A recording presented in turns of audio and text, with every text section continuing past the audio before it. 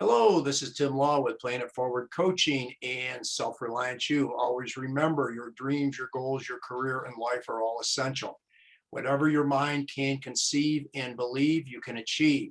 A big thank you for over 300 people that have subscribed to this YouTube channel, Planet Forward. If you haven't yet, please subscribe. I'd appreciate it. Today's interview is with an awesome young man who I had the privilege of meeting when he was just a seventh grader down at Hairston Middle School back around January of 2010. And we've kept in contact ever since. And he has since, not only did he win the North Carolina State wrestling title, he also was a four-time starter at Appalachian State, racked up a lot of wins. And now he is an assistant coach at Appalachian State. So Randall, take it away. Great to have you, my man. Hey, great to be back, Coach. Great to be back. Yeah. So what have you learned? What's the difference for you as far as transitioning from the competitor side to the coaching side? Well, just looking at the sport from a different aspect, and it's just seeing it like there's actually a lot more to the sport than just being out there on the mat and actually just competing. It's like a pretty much like a chess match, and you see things out there, you making the moves, but you wish you could go out there, but at the same time you can't. And that's the whole thing I'm adjusting to. Sometimes I'll be itching to just go out there and say, "Hi, that's what you got to do." But watching it as a coach and just seeing it, you just got to absorb it, and then later on just give it back to the athletes. Sure. Well, and certainly, being involved as a coach, myself, I've done a lot of coaching wrestling, of course, with you and other teams up in New York, here in Pennsylvania, and also involved as far as tennis is concerned. You've obviously, as a coach, you've got to adjust your style to the people that you have. What can this guy do? What can't he do?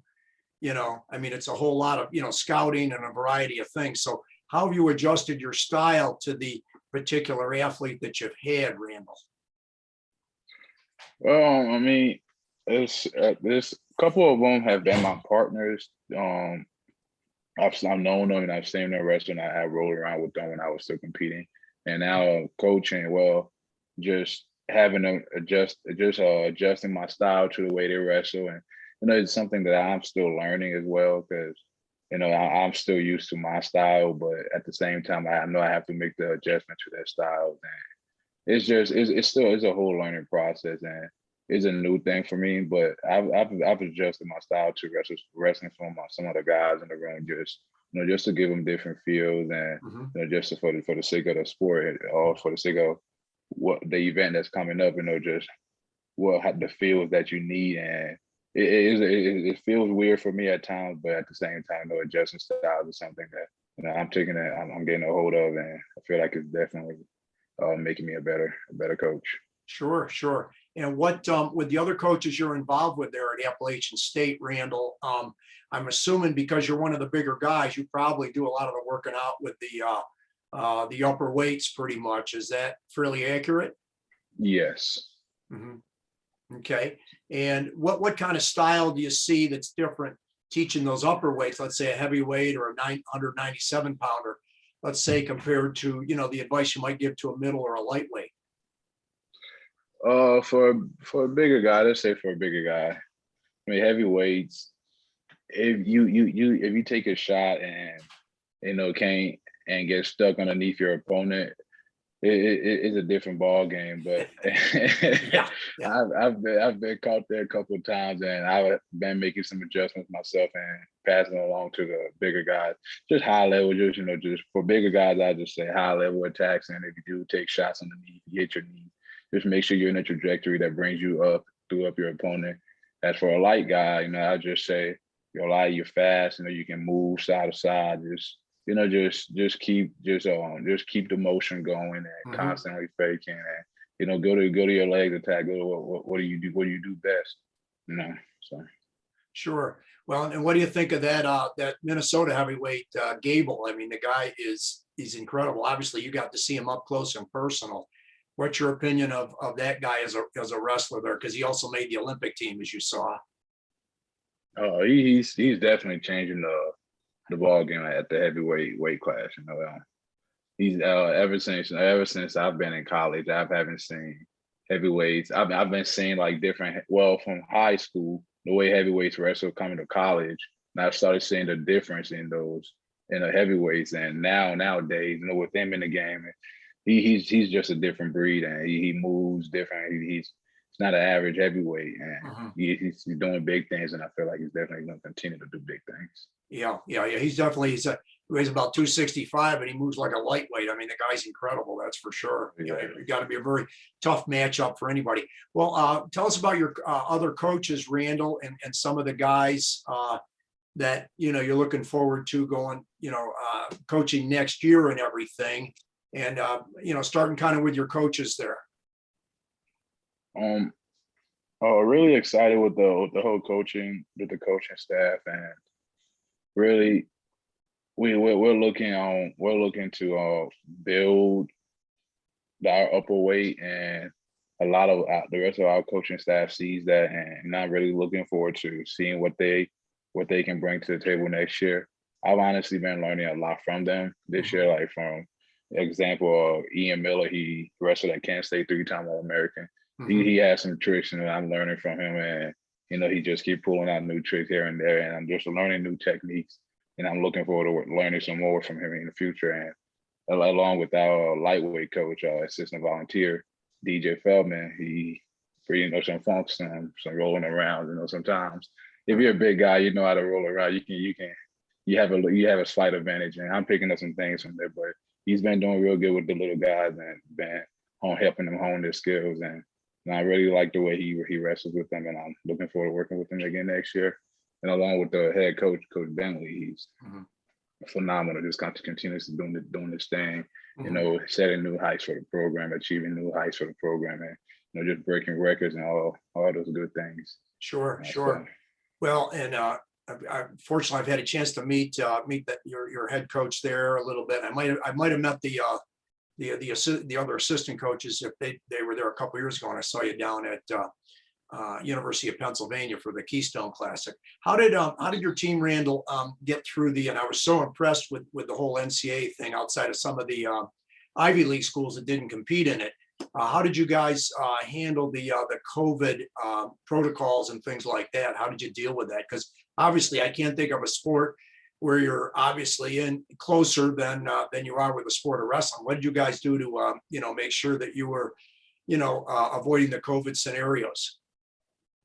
It became scary at one point where we heard some programs started shutting down because of outbreaks within their teams, and honestly, just our university and our athletic department took hand to where sports team has to get tested a specific amount a week, and for wrestling we got tested 3 times a week. And along with that, John Mark Bentley, he had implemented some rules to where he split the groups up, basically, not a rule. He split the groups up to different bubbles. So pretty much we have our primary guys like starters and who they would prefer to work out with a lot more, and we'll have them in a bubble, and then the next bubble we have the other guys come in and we'll put them through a workout too.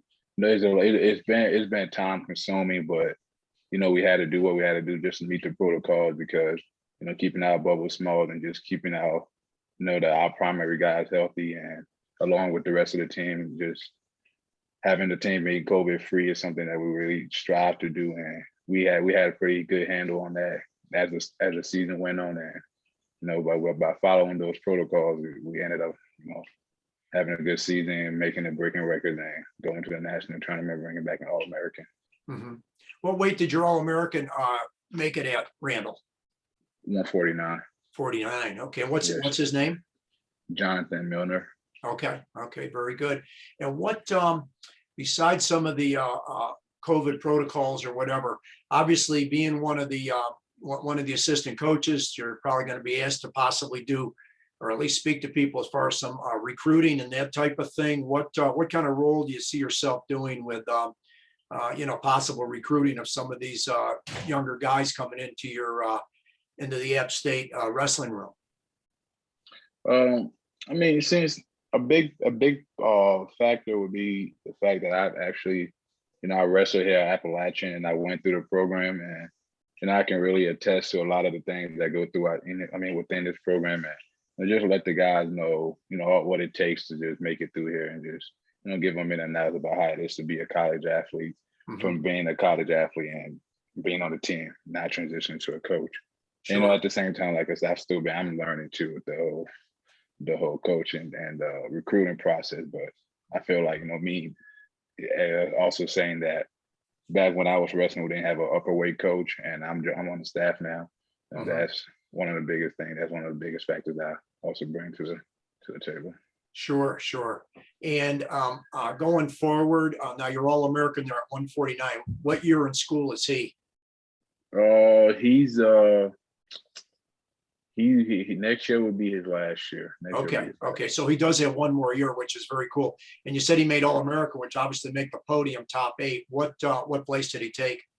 He took 8th. That's he's on the podium, Oh yeah. Yeah. No, that's good. It's and anybody that's not familiar with NCAA wrestling has no idea how challenging it is, and the battles that go on to try to make that top 8 All-American status. So you guys got to be very, very proud of him. What are some of the life lessons, Randall, that you've learned from this great sport of wrestling? From considering 11 years ago, I met you as a 7th grader at Hairston Middle School, and I remember how strong you were, even though I had several pounds on you.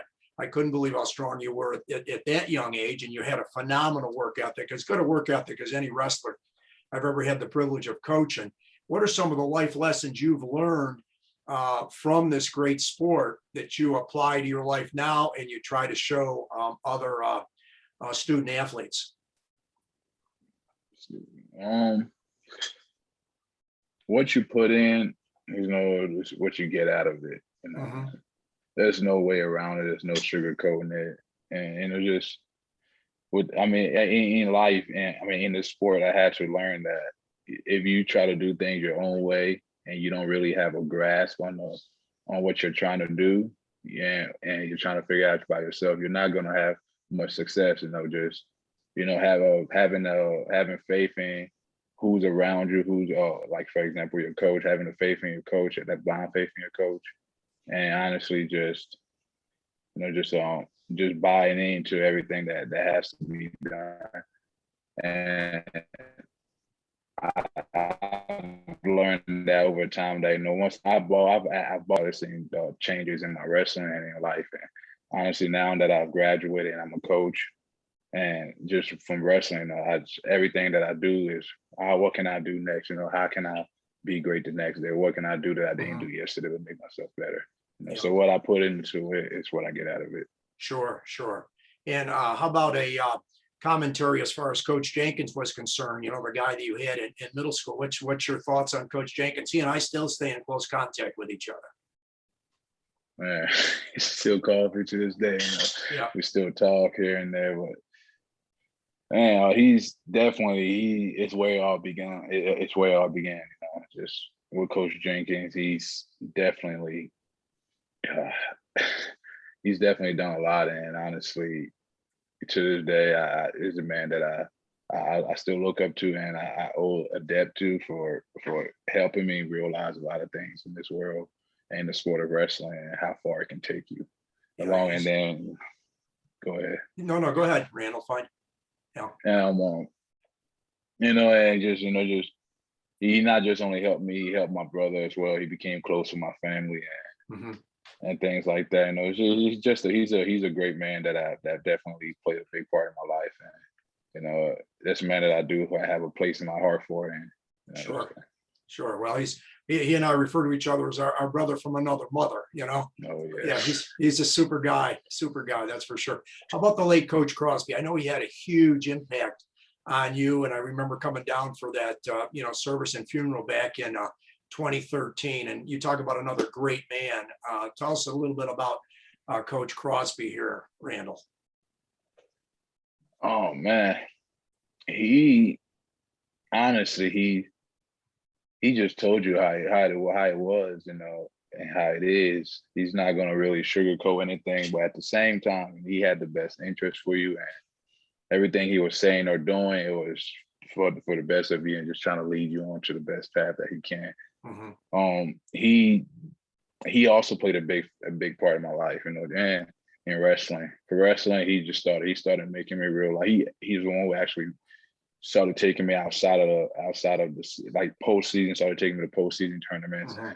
And that's when I started realizing, wow, there's more competition and things like that. And by him doing that, it just started unlocking my skills in wrestling, understanding the grounds I got to make up and how far I am behind, things like that. And he played a big part in my life. And outside of the sport of wrestling, you know, great family still just stays in touch with me to this day.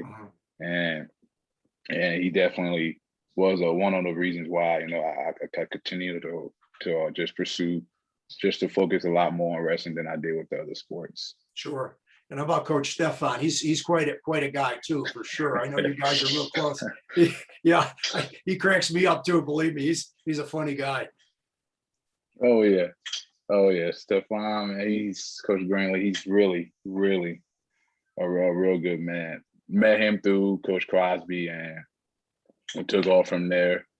He's the one who introduced me to my wrestling club at Rickion.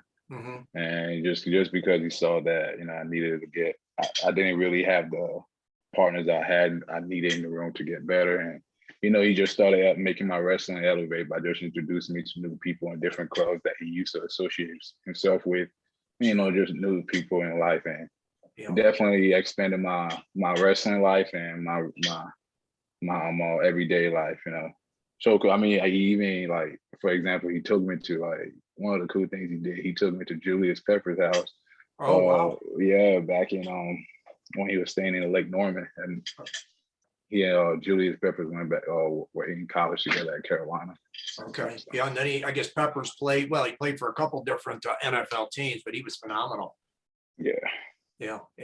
What any last minute thoughts or ideas here, Randall, before we kind of wrap things up? And please stick around afterwards once we close it down. But any last second thoughts that you might have, advice for teens or young adults, or anything else that you want to throw in here? Man, like I said, you know, the thing that drives me in life, you know, is just if you want to be successful, you have to put in the work. You know, there's no other way around it. You know, what you put in it is what you get out. And just being patient in life, you know, just being patient with the way things goes. And it's not always going to go your way, but, you know, if you just keep being persistent and just keep the consistency up, you know, things will definitely fall away. Sure. Well, very well said, Randall. And thank you so much for this. This has been fantastic. And just stay on right after we get done here, okay? Sure. Okay, thank you, sir. Appreciate you.